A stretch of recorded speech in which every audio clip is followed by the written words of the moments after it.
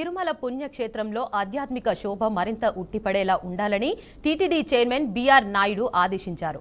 అందులో భాగంగా తిరుమలలోని పలు గెస్ట్ హౌస్లకు దాతలు తమ స్వంత పేర్లు పెట్టడంపై చైర్మన్ సీరియస్ అయ్యారు. దాతల నిర్మించి టీటీడీకి ఇచ్చిన విశ్రాంతి భవనాల్లో 42 వాటికి దాతల సొంత పేర్లు ఉన్నాయి. వాటిని మార్చాలని గత పాలక మండలి సమావేశంలో నిర్ణయం తీసుకున్నారు. భగవంతుడికి సంబంధించి 75 పేర్లను సూచించారు. ఇక గెస్ట్ హౌస్లకి భగవంతుడు పేర్లు పెట్టాలని బోర్డు నిర్ణయించింది.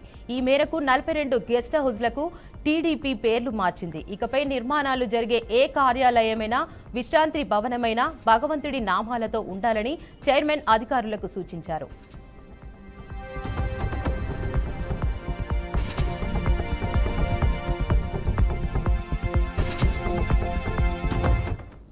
దీనిపై మరింత సమాచారాన్ని మా ప్రతినిధి గోపినాథ్ అందిస్తారు. గోపినాథ్, దేవిక, తిరుమల శ్రీవారి దర్శనానికి నిత్యం ఎంతో మంది భక్తులు వస్తూ ఉంటారు. సామాన్య భక్తుల నుంచి కూడా వీఐపీల వరకు. అయితే వీఐపీలకు సంబంధించి కొంతమంది అంటే దాతలు ఎవరైతే ఉన్నారో కొంతమంది టీటీడీకి డొనేట్ చేస్తారు తిరుమలలో, అంటే గదులకు సంబంధించి నిర్మాణాలు చేసిన తర్వాత.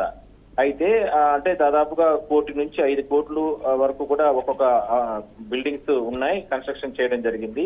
ఇదంతా కూడా టీటీడీ కన్సర్న్లో జరుగుతుంది. అయినప్పటికీ కూడా దానికి సంబంధించి నిర్మాణాలను చేసిన తర్వాత ఆ డబ్బంతా కూడా దాతలే సమర్పిస్తారు. అయితే దాతలు డొనేట్ చేసిన తర్వాత వాళ్ళకి ఇష్టపూర్వకంగా గతంలో ఉన్నటువంటి పాలకులు వాళ్ళ పేర్లు అంటే వాళ్ళు ఏ పేర్లు సూచిస్తే ఆ పేర్లు పెట్టడం జరిగింది. ఇదే విషయాన్ని చాలా మంది భక్తులు అంటే ఆగ్రహం వ్యక్తం చేయడం జరిగింది. తిరుమలలో అంటే డబ్బున్న వాళ్ళకే ఈ రకంగా దాతలు ఈ రకంగా అంటే టీటీడీ కూడా ఈ విధంగా ఇస్తుందా అనేటటువంటి ఆలోచనతో ఎంతో మంది కొంతమంది ఫిర్యాదులు చేస్తున్న నేపథ్యంలో గత పాలక మండలి సందర్భంగా సమావేశంలో కొన్ని నిర్ణయాలు తీసుకోవడం జరిగింది. తిరుమలలో ఇప్పటి వరకు ఉన్నటువంటి దాతలు నిర్మించినటువంటి భవనాలన్నిటికీ కూడా శ్రీవారికి సంబంధించినటువంటి వివిధ పేర్లు ఉన్నాయి. ఆ పేర్లు మేమే సూచిస్తాము. ఆ పేర్లు మీరు అంటే దాతలకు సంబంధించి అంటే ఆ బిల్డింగ్స్ కి మీరు పెట్టుకోవాలంటే తప్ప మీ వ్యక్తిగతంగా అంటే మీరు డబ్బులు ఇచ్చారని లేదంటే మీరు దాత రూపంలో డొనేట్ చేయారని మీ పేర్లు పెట్టేదానికి కుదరదు అంటూ కూడా ఆ నిర్ణయాన్ని వెనక్కి తీసుకోవాలంటూ కూడా దాన్ని రద్దు చేయడం జరిగింది. అందువల్లనే తాజాగా టీటీడీ నాయుడు ఇచ్చిన ఆదేశాల ప్రకారం మొత్తం 42 ప్రాపర్టీస్ కి 42 దాతలు అంటే నిర్మించినటువంటి భవనాలకి పూర్తి స్థాయిలో కూడా అంటే శ్రీవారికి సంబంధించినటువంటి వివిధ నామాలు 75 నామాలు సూచించడం జరిగింది.